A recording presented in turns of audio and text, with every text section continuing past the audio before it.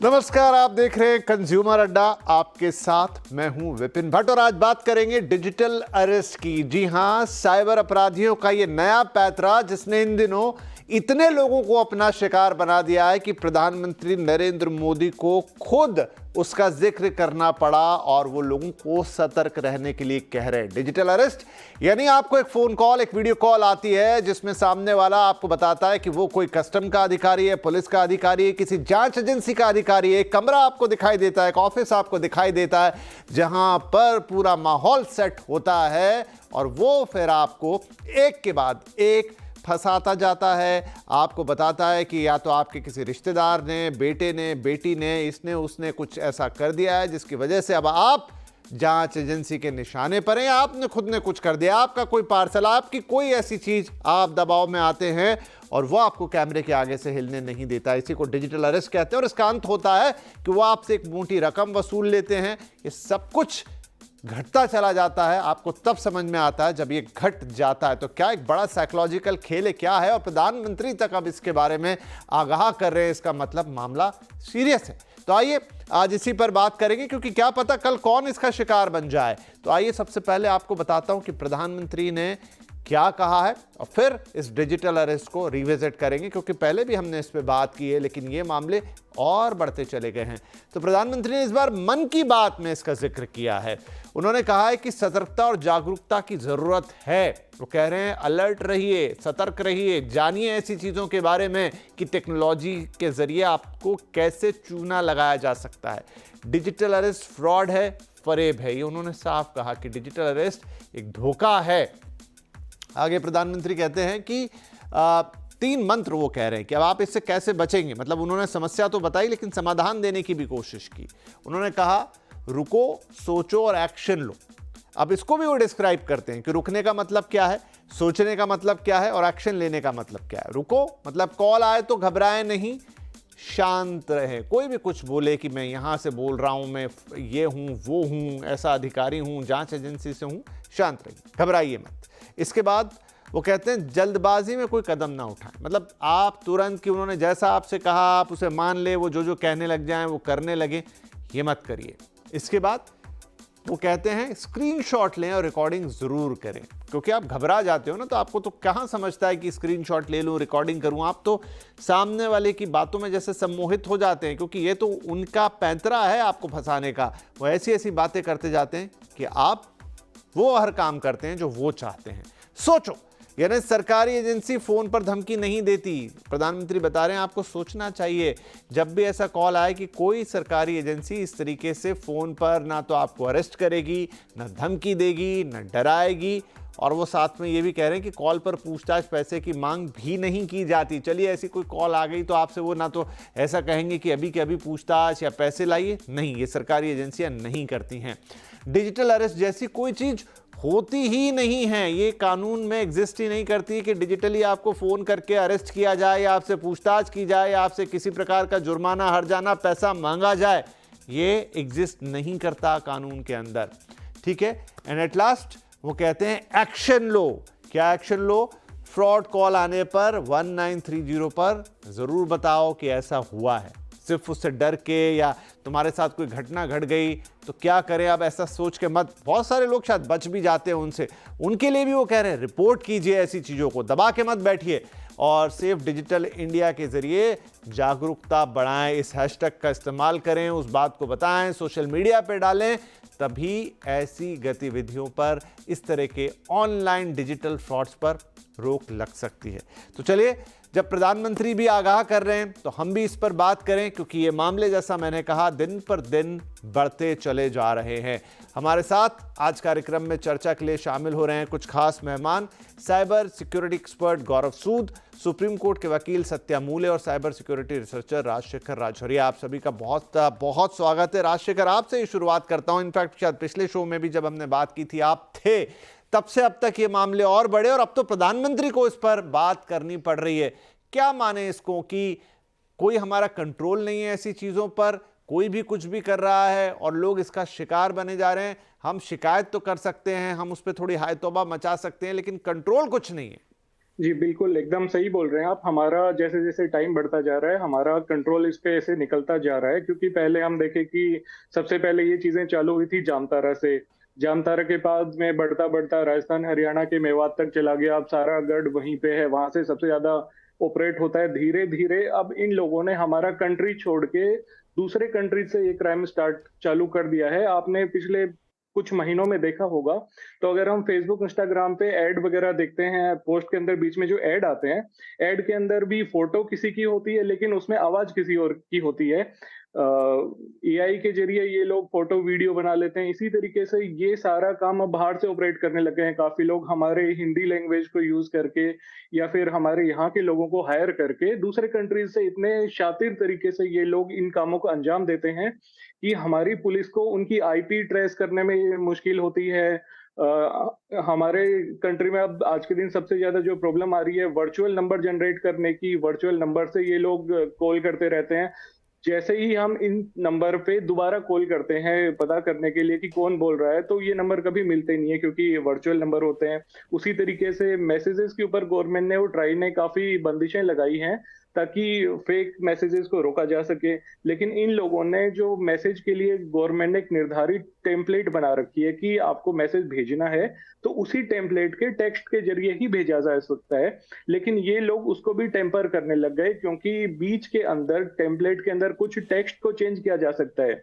तो ये लोग उस पर्टिकुलर टेक्स्ट के अंदर पूरी लाइन लिख देते हैं और वो मैसेज यूजर तक डिलीवर हो जाता है। और फिर यूज भी ऐसे करते हैं, जैसे किसी कुरियर का मैसेज जा रहा है, तो कुरियर जैसी सी एक टेम्पलेट बनाते हैं, उसके अंदर अपना कोई भी कंटेंट डाल के भेज देते हैं। तो सामने वाला सोचता है कि हाँ, मुझे एक्चुअल में इस नामी कंपनी से कुरियर आने वाला है, या फिर किसी ने भेजा होगा, किसी ने दिवाली का राइट। गिफ्ट भेजा होगा। तो लोग उस झांसे में फंस जाते हैं।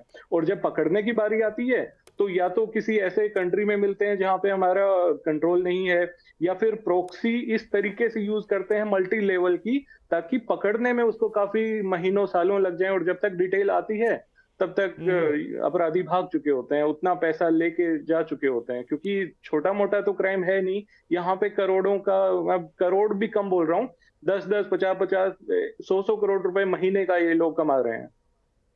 नहीं, सही बात है गौरव। तो देखिए, बाकी सारे क्राइम भी हमको समझ में आ रहे हैं कि ये आप चाहे पार्सल फ्रॉड कर रहे हैं, चाहे बिल्स के फ्रॉड कर रहे हैं, ऑनलाइन वाला तो बहुत समय से, लेकिन ये डिजिटल अरेस्ट ने तो हद कर दी है कि ऐसा क्या कर रहे हैं? क्या एक साइकोलॉजिकल गेम है जिसको लोग समझ नहीं पाते? क्या 10 लोगों के पास कॉल जाती है तो 10 के 10 शिकार बनते हैं, कि एक ही बनता है जिसकी कहानी हमको पता चलती है? क्या कर रहे हैं ऐसा कि लोग इनकी बातों पर इस तरीके से भरोसा कर बैठते हैं कि भाई कोई उधर अधिकारी ही बैठा है? क्या इन्होंने कुछ गलत किया होता है पहले? वो कैसे किसी की प्रोफाइल पहचानते हैं? मैंने तो यहां तक सुना है कि भाई वो रिश्तेदारों के भी कॉल ब्लॉक कर देते हैं। मतलब इतनी जानकारी इनके पास आ कहां से रही है? तो प्रॉब्लम तो यहीं से शुरू होती है कि इनके पास कुछ ना कुछ इन्फॉर्मेशन होती है, कहीं ना कहीं डेटा ब्रोकर्स जिसे बोलते हैं, वहां से इनको पूरा का पूरा डेटा मिल जाता है आपका, कि आपके कॉन्टैक्ट्स कौन से हैं, आपके फ़ोन नंबर से इतनी सारी चीज़ें लिंक्ड होती है, तो आपने कहाँ कहाँ इन्वेस्टमेंट किया है, कहाँ कहाँ ये किया है, आपके पास कितना पैसा है, आपके पास क्या क्या आप कर रहे हो, तो थोड़ा बहुत आइडिया रहता है उनका। एंड फिर बात ले दे के एक ही चीज़ पे आती है कि ये डर का माहौल करने का ट्राई करते हैं। तो आ, डर आपको किस चीज़ से लगता है? आपके पैसों से लगता है कि आपने कहाँ कहाँ कर रखा है आपने, देन आपने अपने कहाँ आपके बच्चों, अपने परिवार वालों के साथ रहता है। तो वो उस एक पेन पॉइंट को कवर करने का ट्राई करते हैं वो।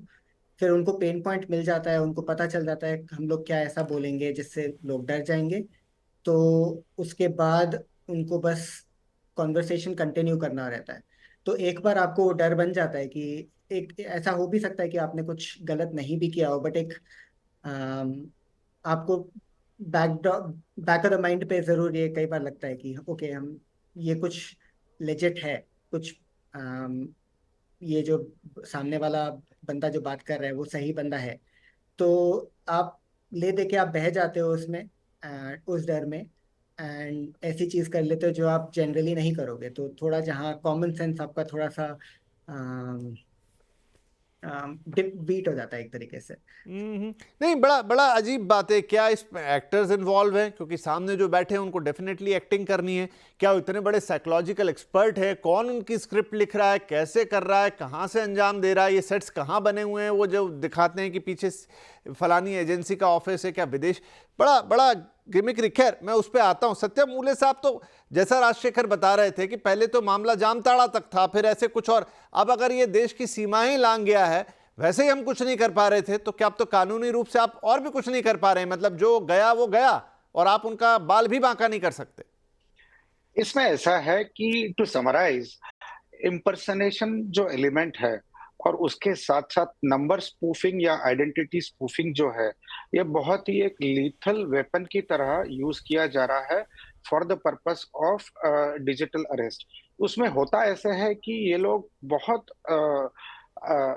अच्छे तरीके से खुद को पुलिस, सीबीआई, ईडी या और कोई गवर्नमेंट जांच एजेंसी के कोई भी एजेंट है ऐसे करके सामने वाले को दिखाते हैं। फिर उसका एंड ऑब्जेक्टिव जो होता है कि हम कॉमन मैन की बात कर रहे हैं, कि उसका एंड ऑब्जेक्टिव ये होता है कि आपको एक मन में डर पैदा कर लेते हैं कि आपसे एक अमाउंट एक्सटॉर्ट कर लेते हैं।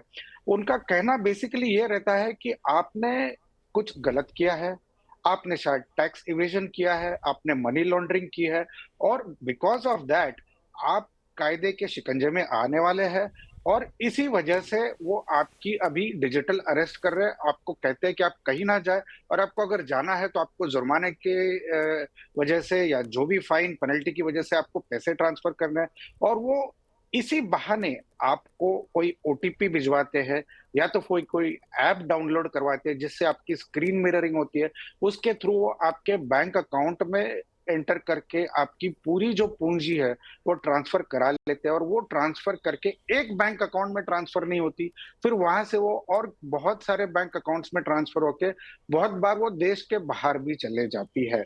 अभी इसमें ऐसा है कि ये लोग टारगेट करने के लिए दे have a specific vulnerable set of group of the population. ज्यादातर ये लोग सीनियर सिटीजन्स, लेडीज या ऐसे लोगों को टारगेट करते हैं, और ऐसे टाइम पे टारगेट करते हैं कि उनके आसपास कोई नहीं होता, या फिर उनके जो नजदीकी लोग होते हैं वो काम पे गए होते हैं या अब्रॉड है, तो they are vulnerable groups, and at the same time और उनके पास पैसे भी होते हैं, they have a good saving amount. तो ऐसे सिचुएशन में सबसे ज्यादा अगर हमको प्रधानमंत्री जी का अगर मैसेज आगे लेके जाना है, तो हमें जनता को ये मैसेज देना है कि you have to avoid unsolicited calls. अगर स्पूफिंग किया हुआ अगर नंबर है, जैसे फॉर एग्जांपल बांग्लादेश से फोन आ रहा है, पाकिस्तान से फोन आ रहा है, नेपाल से फोन आ रहा है, ऐसे फोन उठाए ना। अगर फोन उठाते हैं और अगर आपके मन में डर पैदा करने वाला अगर कोई मैसेज आपको कहा जा रहा है, वीडियो कॉल हो या फोन कॉल हो, तो आपको फोन कॉल को तुरंत डिस्कनेक्ट कर लेना है। वो फोन कॉल पे अगर आपको कोई एप्लीकेशन डाउनलोड करने का अगर इंस्ट्रक्शन दिया जा रहा है, तो आपको फोन कॉल डिस्कनेक्ट करना है, ना कि आपको वो डाउनलोड करना है। और आगे जाके आपको ये रिपोर्ट करना है to national cyber crime report का जो पोर्टल है उस पे, या नजदीकी पुलिस स्टेशन पे। सबसे अहम चीज ये है कि इसमें आपको ये जानना है कि डिजिटल अरेस्ट जैसी कोई संकल्पना कानून में इसका कोई प्रावधान है ही नहीं।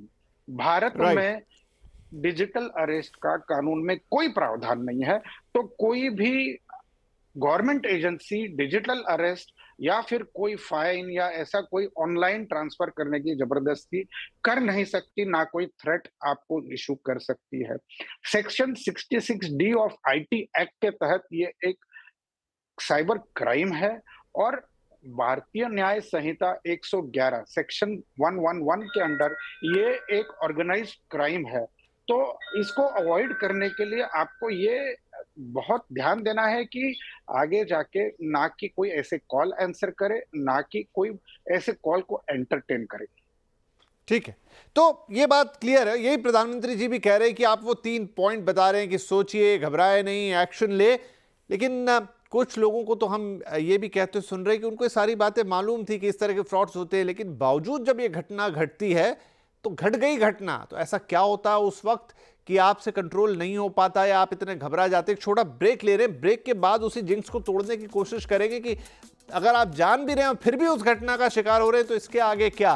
तो क्या पॉइंट ऑफ एक्शन होने चाहिए जैसे पीएम साहब बता रहे हैं, बिल्कुल उस तरीके से थोड़ा और जानेंगे इसको और समझेंगे तो शायद क्लैरिटी होगी कि हाँ भाई ये वही गड़बड़ी वाला कॉल हो सकता है। एक छोटा ब्रेक के बाद अपने एक्सपर्ट से वही फाइन प्रिंट्स लेंगे कि आप ऐसी घटना अगर आपके साथ हो जाए, कॉल या वीडियो कॉल आपको आ जाए तो आपको करना क्या है। पीएम साहब की बातें तो याद रखिए, थोड़ी और बातें हम इसमें आपको बताएंगे जिससे शायद इस तरह के कुछ हद तक तो रुकने में कामयाब हो जाए। छोटा ब्रेक के बाद बातचीत जारी रहेगी।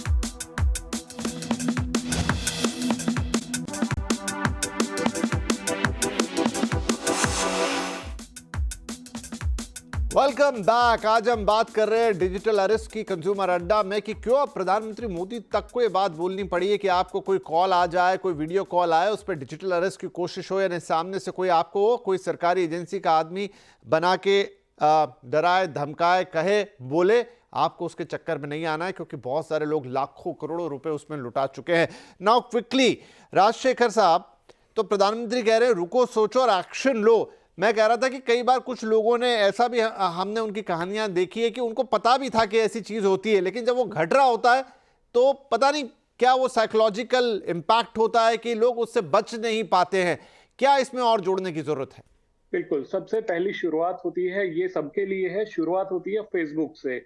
जो लोग फंसते हैं, क्योंकि फेसबुक से साइकोलॉजिकल प्रॉब्लम चालू होती है, क्योंकि सबसे पहले सारे लोग अपने फेसबुक की प्रोफाइल को लॉक कर लें, या फिर ऐसे लोग लॉक कर लें जिन लोगों ने अपने फेसबुक की प्रोफाइल के अंदर, फ्रेंड लिस्ट के अंदर फैमिली मेंबर्स की लिस्ट डाल रखी है। क्योंकि आप 10 में से 8 लोगों को देखोगे फेसबुक जिनका लॉक नहीं है, पब्लिक है, उनकी फैमिली मेंबर में सन, ब्रदर, सिस्टर, मतलब सारे के सारे रिश्तेदारों की डिटेल आ जाती है।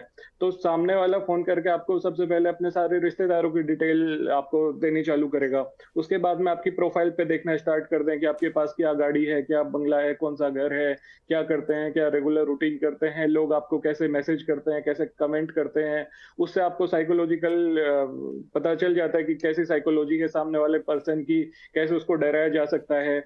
और हाँ, जो पहले जो क्राइम होते थे वॉलेट के जरिए पैसे निकालना, वो एक अलग तरीका था। अब यहाँ पे आप देखिए, अगर हमारे देश के प्रधानमंत्री जी को बोलना पड़ रहा है तो कहीं ना कहीं जो ये गैंग है, ये बॉर्डर पार से भी हो सकती है और बहुत इंटेलिजेंट लोगों का काम है, क्योंकि पूरा सेटअप करते हैं, कोर्ट रूम बनाते हैं, तो काफी इंटेलिजेंट लोग हैं। तो इस कंडीशन के अंदर जिसको ये लगता है कि उसके साथ सब कुछ पता होने के बाद भी फ्रॉड हो सकता है, वो ज्यादा सचेत हो जाए, इंस्टाग्राम, फेसबुक दोनों को लॉक कर ले, ताकि आपके फैमिली मेंबर्स की डिटेल सामने वाले के पास ना जाए। दूसरी बात ये कि इंस्टाग्राम और फेसबुक के ऊपर, या फिर कोई आपको ऐसा कॉल करे, आपके फैमिली मेंबर की डिटेल बताना चालू करे, तो डरे नहीं। सामने वाला आपको बोले कि आपका बेटा है, तो उसको बोले कि नहीं, मेरा बेटा है ही नहीं, मेरे तो 2 बेटी हैं।